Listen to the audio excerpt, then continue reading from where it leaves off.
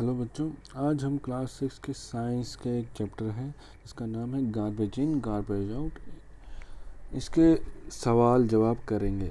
इस चैप्टर के बारे में मैंने आपको पहले समझाया कुछ वीडियोस में पूरे अच्छी तरह से। आज हम इसके कुछ सवाल उठाएंगे और उनके सवालों के जवाब करेंगे। तो एक एक करके सभी सवालों को शुरू करते हैं। तो पहला सवाल जो है कि Which kind of garbage is not converted into compost by redworms? तो किस तरह का जो कचरा है उसको रेडवर्म्स यानी केंचुए, जो लाल केंचुए होते हैं, वो उसको खाद में तब्दील नहीं कर सकते। Have you seen any other organism besides redworms in your pit? If yes, then try to find out their names, draw the pictures. तो कह रहा है कि अगर आपने रेडवर्म्स के अलावा अपने नज़दीक में जहाँ पिट है, पिट एक तरीके से होता है जहाँ गड्ढा जो होता है वहाँ पे खेतों में खोदते हैं ज़्यादातर, या अपने बगल में जहाँ पे हम कंपोस्ट बनाते हैं। तो क्या आपने उसके अलावा कहीं और कुछ और ऐसे कीड़े देखे हैं? तो अगर देखे हैं उनके नाम बताएं और उन तस्वीर बनाएं। तो सबसे पहले जो है इसमें जो ज़रूरी है वो है ए पार्ट। तो हम इसको आंसर करेंगे पहले। Non biodegradable waste like pieces of synthetic cloth, polythene bags, broken glass, aluminium wrappers, nails, broken toys. तो ये सब जो चीज़ें नॉन बायोडिग्रेडेबल, तो जो कुदरती तौर से जो ख़त्म नहीं होते हैं, जैसे कि सिंथेटिक का कपड़ा, पॉलीथीन के लिफाफे या बैग जो भी हो, पॉलीथीन, ब्रोकन ग्लास यानी कांच के छोटे छोटे टुकड़े, एल्युमिनियम रैपर्स ज़्यादातर आप देखते हैं कि वो जो टिफ़िन में हम जो रोटियों जिसमें पैक करते हैं वो सिल्वर फॉइल जिसको बोलते हैं, तो या एल्युमिनियम फॉइल जिसको बोलते हैं, तो ये सब ख़त्म नहीं होते। फिर नेल्स हो गए। नेल्स नाखून नहीं है, नेल्स मतलब कील है, छोटी छोटी कीलें या टूटे हुए खिलौने। ये सब चीज़ें जो है रेडवर्म कन्वर्ट उसको कंपोस्ट, उसको खाद नहीं बना सकता, यानी इसका मतलब वो खा नहीं सकता। फिर आता है besides redworm there are spiders, small bugs, flies, moles and small insects etc can be seen in the pit। तो कह रहा है कि रेड वर्म्स के अलावा आप स्पाइडर्स यानी मकड़ी, स्मॉल बग छोटे छोटे कीड़े, फ्लाइज यानी होगी मक्खियाँ, मोल्ड्स छोटे छोटे इंसेक्ट्स यानी छोटे छोटे कीड़े, ये सब जो है पिट में हमें नज़र आते हैं। Compost is also rich of microbe which can not be seen with unaided eye. तो कह रहा है कि जो कंपोस्ट है वो उसमें बहुत सारे माइक्रो ऑर्गेनिजम्स होते हैं, यानी छोटे छोटे कीड़े, बैक्टीरिया होते हैं, वायरस होते हैं, ठीक है। तो वो अब हम अपनी आँखों से नहीं देख सकते हैं, उसके लिए हमें एक माइक्रोस्कोप की ज़रूरत पड़ती है, तब जाके वो हमें दिखेंगे।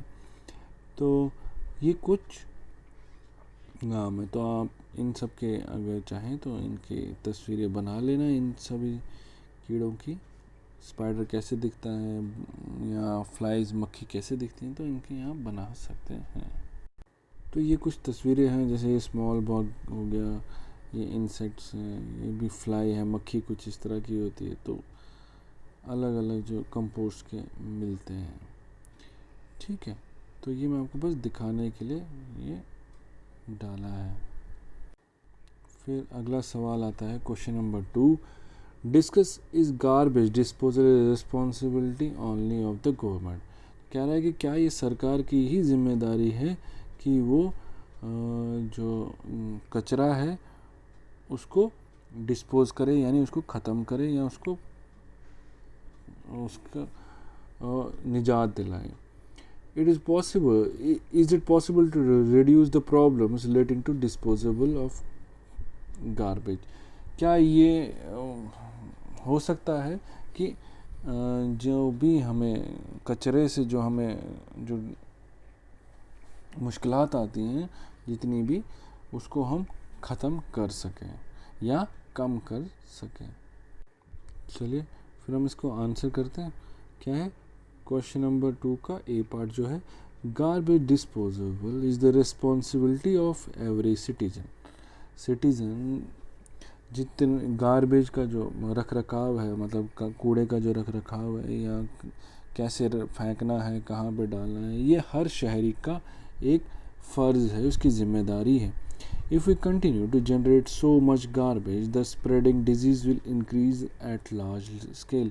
अगर हम ऐसे ही जो कूड़ा कचरा ये करते रहे, निकालते रहे और दिन ब दिन बढ़ता रहा, तो इसकी वजह से जो बीमारियां हैं काफ़ी बड़े पैमाने तक फैल जाएंगी या बढ़ जाएंगी।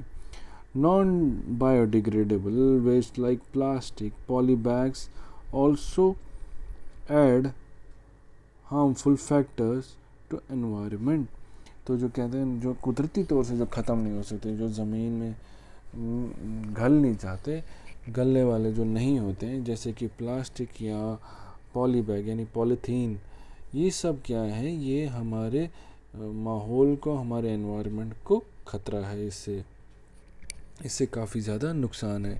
We must ensure ways to reduce generation of garbage.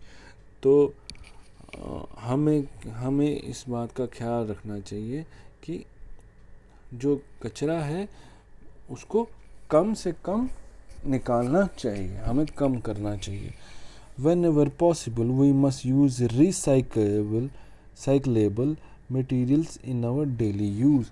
और जब भी हमें मौका मिले, हमें क्या वो चीज़ का इस्तेमाल करना चाहिए जो रिसाइकलेबल है, जो हम रोज़मर्रा की ज़िंदगी में अपने फिर से दोबारा इस्तेमाल कर सकते हैं। तो ये पहले ए पार्ट का जवाब था, तो आप ये लिख लेना। फिर है क्वेश्चन नंबर 2। क्या हम इसका क्वेश्चन नंबर 2 का बी पार्ट, क्या हम जो है जो कचरे का जो मसला है उसको कम कर सकते हैं? Yes, it is possible to reduce the problems relating to disposal of the garbage to a large extent. तो ये कह रहा है हाँ, हम कम कर सकते हैं जितने भी मुश्किलात आ रही हैं जब हम कचरे को डिस्पोज करते हैं, ख़त्म करते हैं।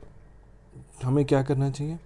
We should use those materials which are recyclable and avoid or reduce the use of non-biodegradable materials. तो हमें क्या करना चाहिए? रिसाइकलेबल मतलब जो फिर से जिसका कुछ बन सकता है, जैसे हमारे कागज़ हो गया, हम इसको रिसाइकिल कर सकते हैं। और हमें क्या करना है, हमें जो नॉन बायोडिग्रेडेबल जो ख़त्म नहीं हो सकता, तो उनका इस्तेमाल ख़त्म कर देना चाहिए या कम कर देना चाहिए।